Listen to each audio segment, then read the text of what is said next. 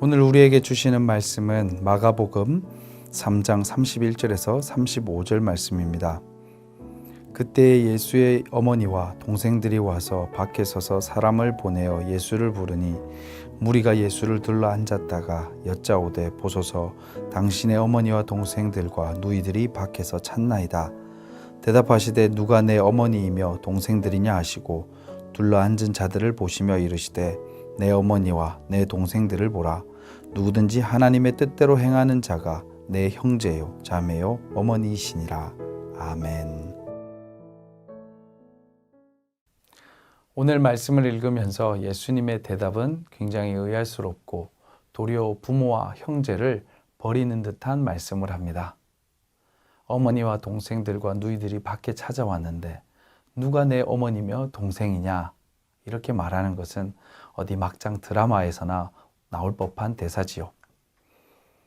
그렇다면 오늘 본문 말씀을 어떻게 이해해야 될까요?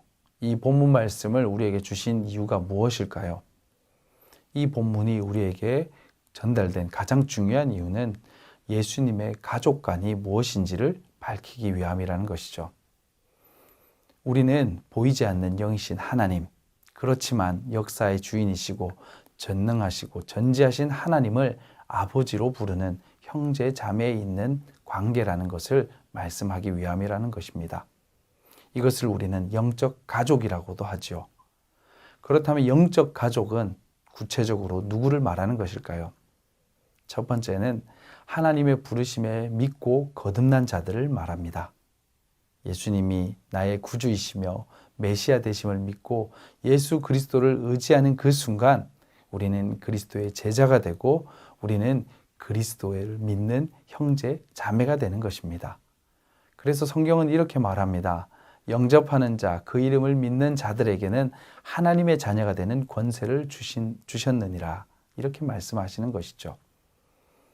예수 그리스도를 영접하고 그를 믿는 순간 우리가 하나님의 자녀, 하나님의 백성으로 거듭난다는 것입니다.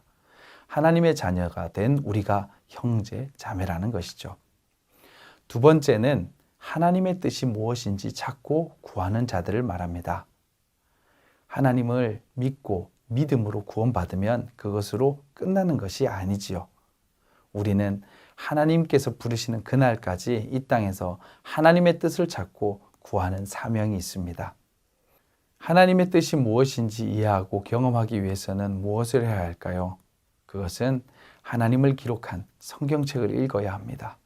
그리고 때로는 설교를 통해서 하나님을 이해하고 기도를 통해서 말씀이신 하나님을 만나는 것이 중요하다는 것입니다. 하나님의 뜻을 찾고 구할 때 하나님의 자녀, 하나님의 백성이 되는 줄 믿으시기를 바랍니다. 세 번째는 하나님 말씀에 순종하는 자들을 말합니다.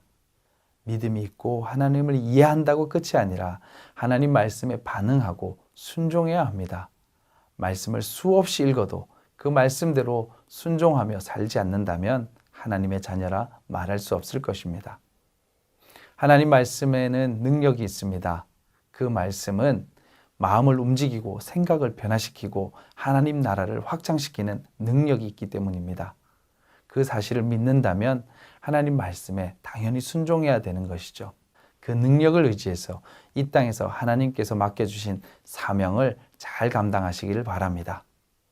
하나님은 이 땅에서 우리가 세상의 자녀로 살기를 바라지 않으십니다. 하나님의 백성, 하나님의 자녀로 살기를 원하십니다. 기드온의 300용사처럼 바알에게 무릎 꿇지 않은 7,000명의 군사처럼 살기를 원하십니다.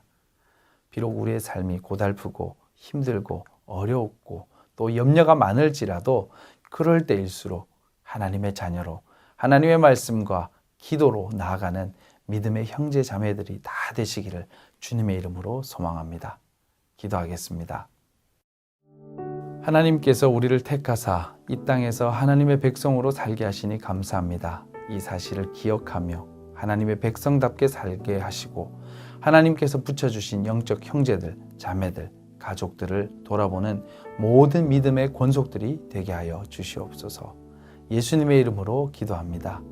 아멘.